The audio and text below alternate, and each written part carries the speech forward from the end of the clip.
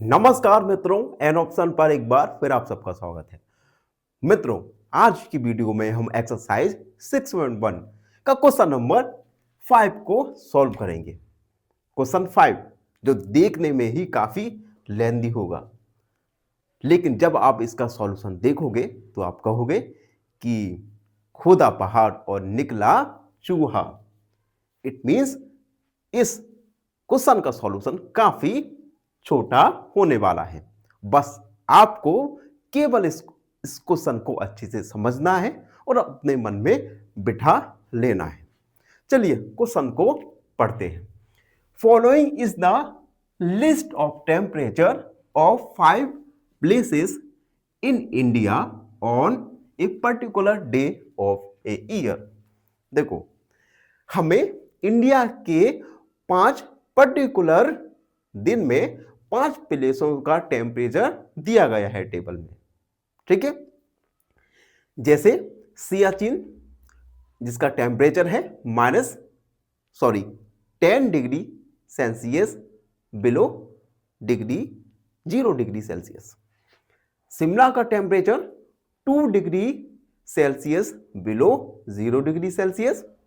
अहमदाबाद का 30 degree Celsius above 0 degree Celsius.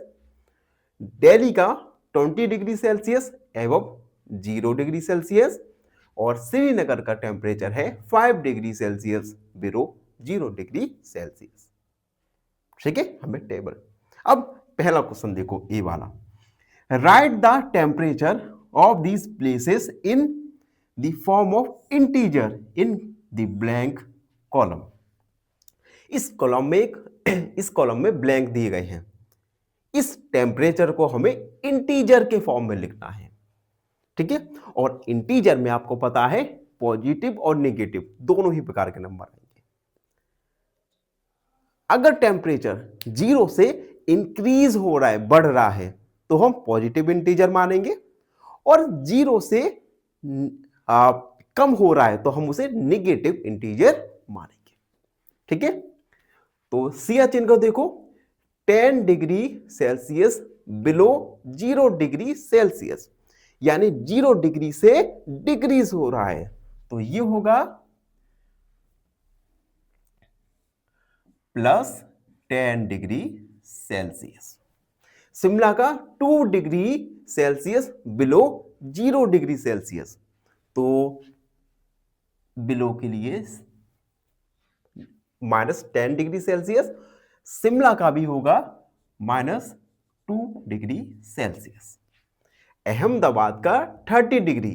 अब यहां पे देखो 0 डिग्री के एबव है, तो हमारा टेम्परेचर होगा +30 डिग्री सेल्सियस।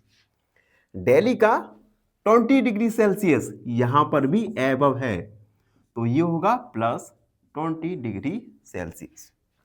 श्रीनगर का टेम्परेचर 5 डिग्री बिलो, यानी -5 डिग्री सेल्सियस। तो हमने फर्स्ट क्वेश्चन में जो ब्लैंक था, उस ब्लैंक कॉलम में हमने टेम्परेचर को इंटीजर के फॉर्म में लिख दिया। अब सेकंड क्वेश्चन पर आते हैं। सेकंड क्वेश्चन है, following is the number line representing the temperature in degree Celsius. हमें एक नंबर लाइन दिया गया है और इस नंबर लाइन पर हमें टेम्परेचर दिए गए हैं। इस नंबर लाइन पर हमें सिटी को उसके टेम्परेचर के अकॉर्डिंग लोकेट करना है। फॉर एग्जाम्पल, सियाचिन का टेम्परेचर क्या है? -10। तो इस नंबर लाइन में -10 ढूंढो, ये है -10, तो यहां पे हमें सियाचिन को लोकेट कर देना है। ठीक है, चलिए करते हैं। -10 ये है हमारा सियाचिन, तो यहां पर हमने सिटी को लोकेट कर दिया, सियाचिन। ठीक है, उसके बाद शिमला का 2 degree below 0 degree Celsius. Shimla का क्या है? -2 डिग्री।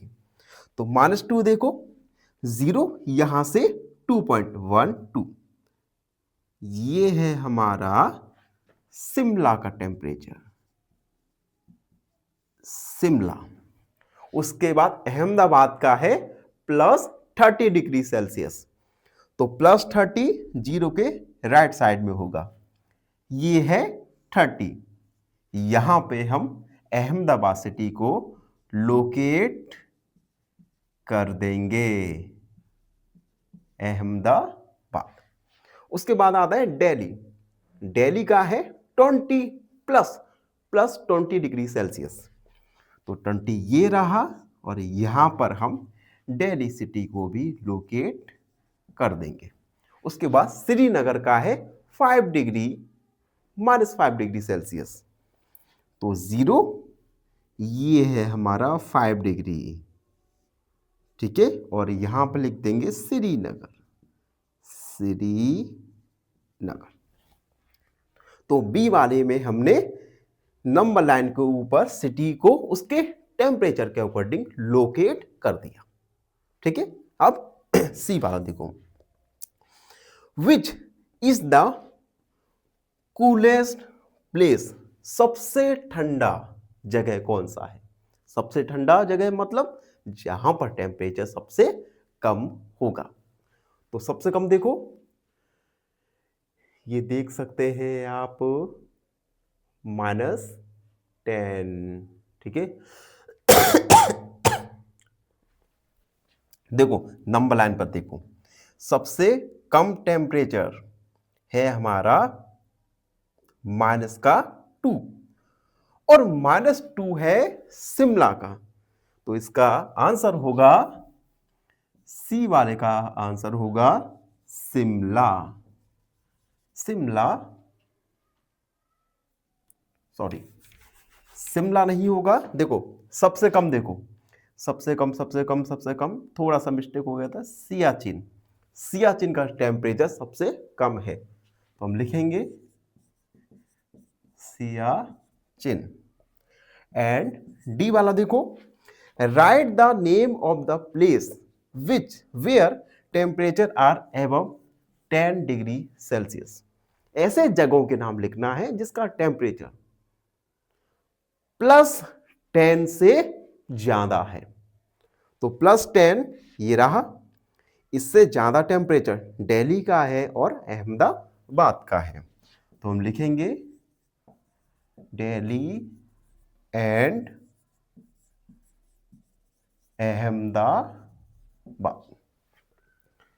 तो आप देख सकते हैं, मैंने कहा था ना कि ये क्वेश्चन खोदा पहाड़ निकला चूहा जैसा है।